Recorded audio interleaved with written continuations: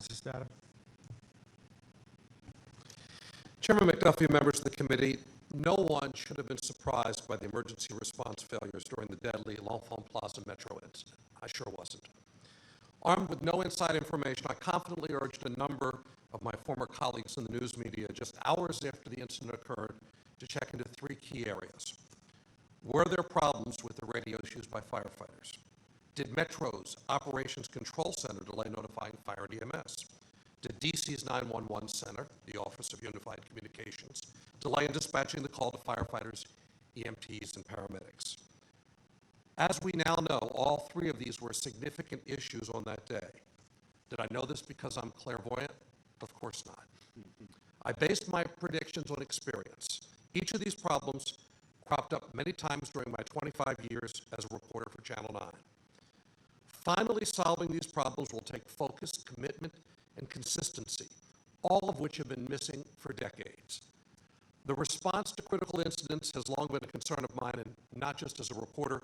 In the 1970s, I was a fire department dispatcher and a volunteer firefighter and EMT in Prince George's County.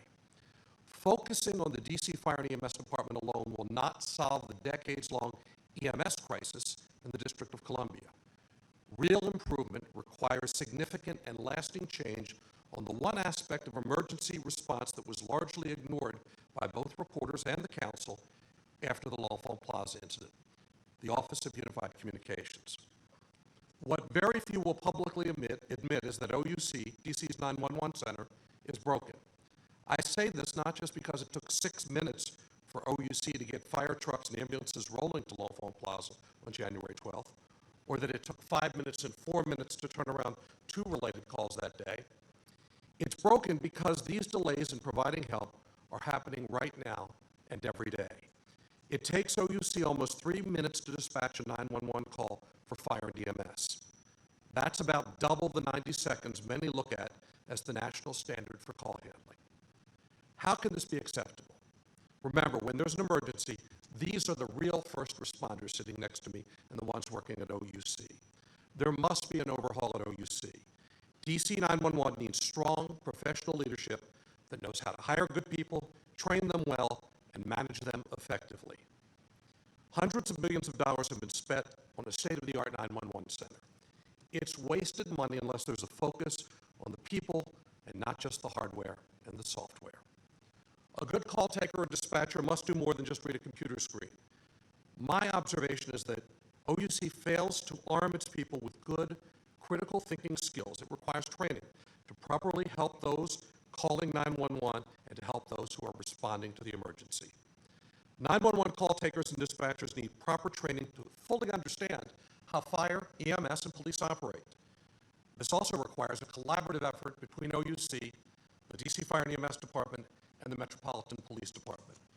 Such cooperation has been missing for a very long time. OUC employees must have a decent, and in fact an excellent working knowledge of local geography, including major roads and landmarks. They must be well-versed in their knowledge of basic EMS and fire safety to properly help callers who have witnessed a cardiac arrest or are trapped in a burning building. This confidence in being able to communicate effectively with those calling for help is also a key to making major improvements in the delivery of emergency medical services. As I'm sure you've learned by now, the civilian EMS providers and those on the fire side of the DC Fire and EMS Department don't always see eye to eye. But I can assure you both sides agree on this. 911 call takers in DC do an extremely poor job in classifying EMS calls.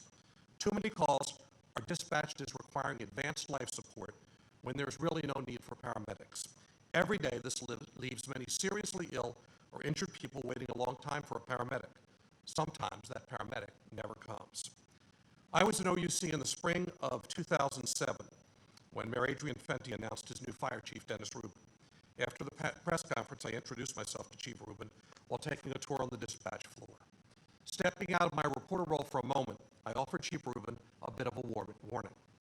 I told him some of his biggest problems as fire chief will be because of what happens right here at OUC. I said, as fire chief, he'll have little influence or ability to correct these issues. Now, 8 years later, Chief Gregory Dean is poised to take over DC Fire and EMS. The same problems at OUC that prompted me to give that warning to Chief Rubin are still there, little has changed. But the people who can change 911 for the better are you, Chairman McDuffie, with your oversight, and Mayor Bowser with her leadership. Each of you has indicated it's no longer business as usual when it comes to EMS in D.C. But so far, there's no similar urgency surrounding OUC.